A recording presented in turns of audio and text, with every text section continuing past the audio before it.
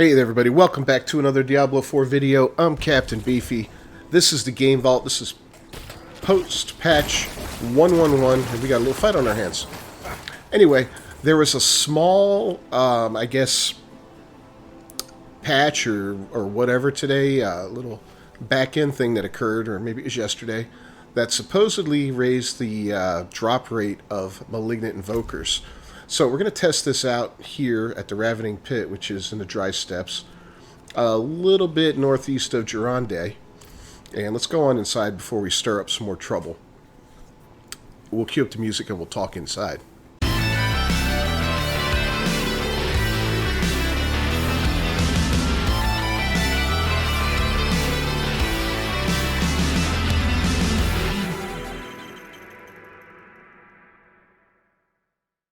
Alright, so anyway, I noticed that we have one already in our possession, so we're going to keep that in mind as we go through here. I think this is one of the best tunnels to do this in because you're going to get like 4 malignant enemies in here, so that gives you 4 opportunities for these things to drop. So they're supposed to drop in the wild a little bit more often, and they're also supposed to, when you do when you craft the invokers, you know, the random invoker thingy, that's supposed to have gone up like 10% or something on the chances of it being one of those Wrathful variety. So we're going to test it out and see what happens. I'm going to go through this tunnel, I think, 4 times just to see, you know, what we come up with. So yeah, let's see how it goes. You know, Blizzard's been working hard at, you know, making changes, making improvements. Now, granted, they screwed some stuff up with that 1.1.0 patch. You know, the nerf heard around the world, and that thing pissed pretty much everybody off. Even me, and I don't piss off easy. I mean, it didn't piss me off, but it was really like, it was frustrating. It put me at a point where I was like, oh, I don't even want to play the game right now. So it was easy. So yeah, it was a little, you know, it was a little frustrating, but since then they've been making some great strides to improving things. I tried out Nightmare Dungeons. I tried out a, you know, world boss. I tried out a Legion event. Killed a couple treasure goblins, and so a lot of those changes they were talking about, you can feel the difference when you're playing. You know, the intensity of the mobs in Nightmare Dungeons is definitely increased with, you know, more creatures, and so has the, you know, XP because of that, and that's great. And it's not like it got more difficult, there's just more enemies to fight, and I appreciate that. You know, raising, you know, giving everybody a, you know, making you hit less hard is not fun, right? You know, nerfing your abilities is not fun. Adding more creatures, that's fun. You know, if you want to make something challenging, make it harder. Don't make me weaker, because that's just annoying. Because when it feels like your progress that you made in a game is taken away from you for like no good reason, you don't want to play it anymore, you know? So I'm glad they're making these changes. It's a shame they have to. It's a shame there was so much backlash on that patch that they did, but hopefully a lesson was learned. The game is not perfect, and again, you know, I struggle. I want to love it, you know, I like it.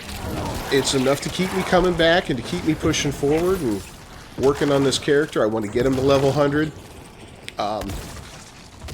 You know, that's a definite thing. I want to clean out that last level of the seasonal journey, you know, where I get the respec ability and all that fun stuff. You know, I want that. I want that bad. I want to just to see how it works, you know. Will it transfer over into the Eternal Realm? Is it character bound? Whatever. It's kind of a neat opportunity. So I am looking forward to that. We'll just have to see how it pans out. Anybody over here? No. Alright. And yeah, now that we finally have a Malignant Invoker, I guess I got that yesterday at some point when I was playing around. I think I did a Malignant Tunnel too, just screwing around. I wasn't really paying attention though. You know, I was just kind of feeling out some different stuff. Now I'm trying to go through with a little bit of a keener eye to see where the changes, you know, if they can actually be felt. And yeah, they are significant. And I'm glad for that. So, like I said, I'm going to do this 4 times. So I'll wrap it up this first time. Then I'll do the other 3 times off camera. And then we'll take a look at how many invokers I have. And did we get any, you know, any special hearts, anything really cool out of it? All that fun stuff. So this should be interesting. Ooh, got a fight going on.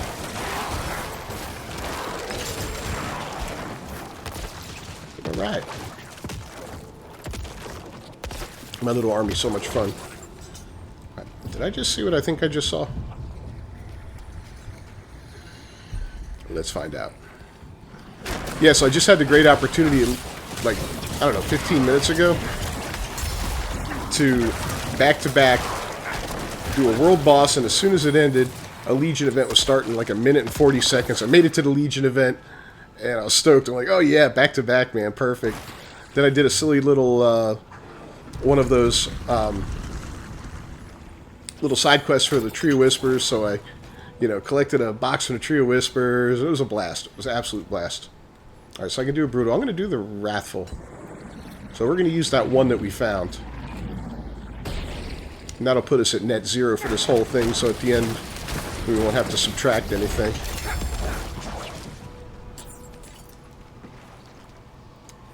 I think we got one more guy in here, right? But yeah, oh look at that, we hit level 79, fantastic.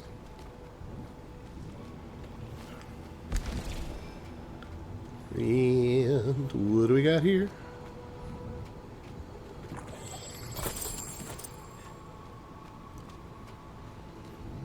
I guess we get one more malignant growth, right? Oh, that's the monstrous outgrowth, the Echo of Arshan. I really don't feel like screwing with that, but we're going to give it a shot.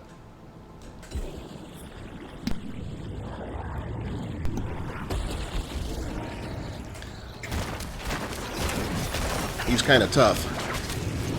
Oh, crap. Yeah.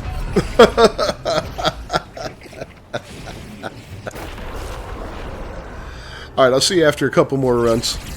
Alright, so we ran that 4 separate times all the way through. I didn't worry with Varshan at the end. I'm not set up for him at this point in time, but I just wanted to see what the spoils would be doing at. And I did it without having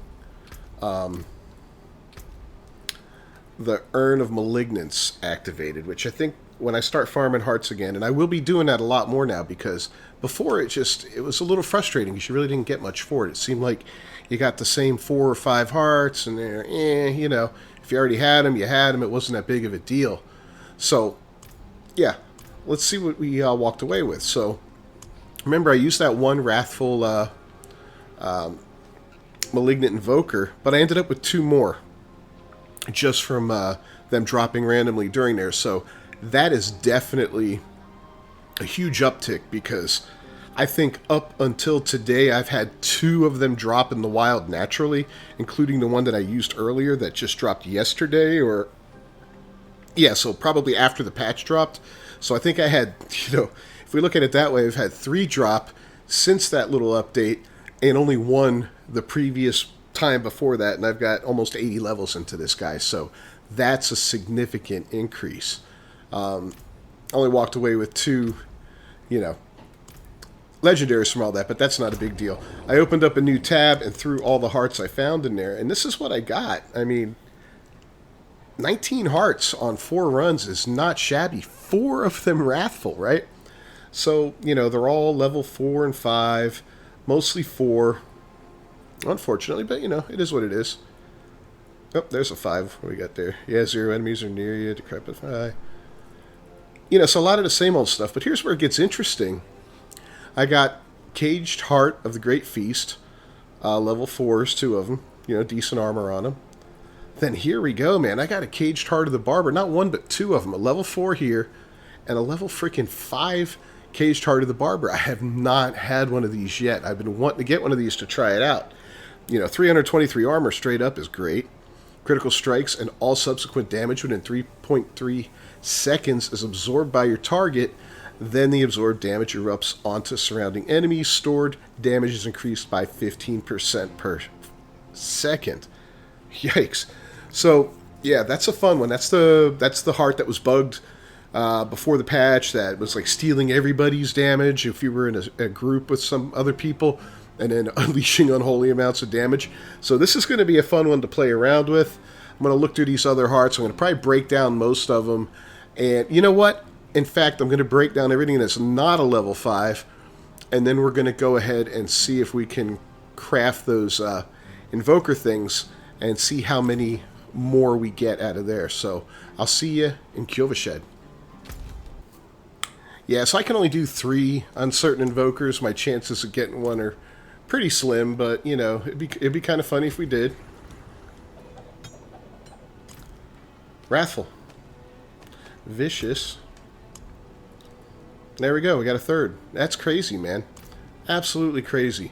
So, yeah, if you were kind of bored with the hearts or felt like they weren't worth farming or anything like that, it's definitely been upgraded. This is a huge improvement. Hopefully, Blizzard keeps along this trend. If they do, they're going to save this game. I know this game, a lot of people are saying it's in trouble. A lot of people love it. A lot of people like it. A lot of people hate it. But it's always the people that hate things are always more vocal than those who love it. Because the people that love it are playing it. The people that hate it are just, I hate it, And I get why a lot of people don't like it, especially if Diablo 3 was your first exposure to the franchise.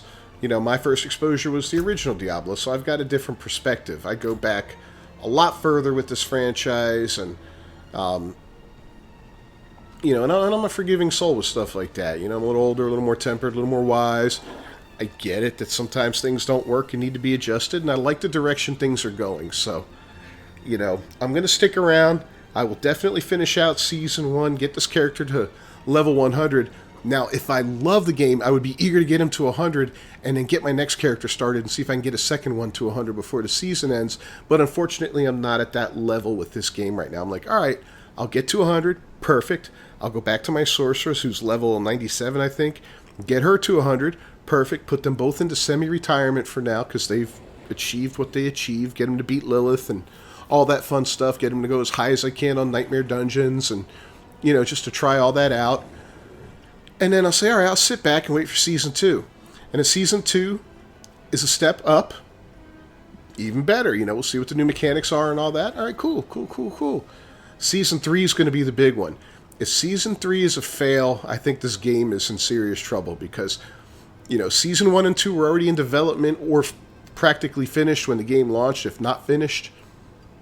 Season 3, I believe, started getting worked on after the game got launched, so they know a lot of the issues that are in there, and they've promised some changes in Season 3 that people have been asking for, so I'm really hoping they deliver. Anyway, let me know what you think down below in the comments. Don't forget to leave a like on the video, subscribe to the channel, ring that bell for notifications. I'm Captain Beefy, this is the Game Vault. I'll see you next time. Until then, peace.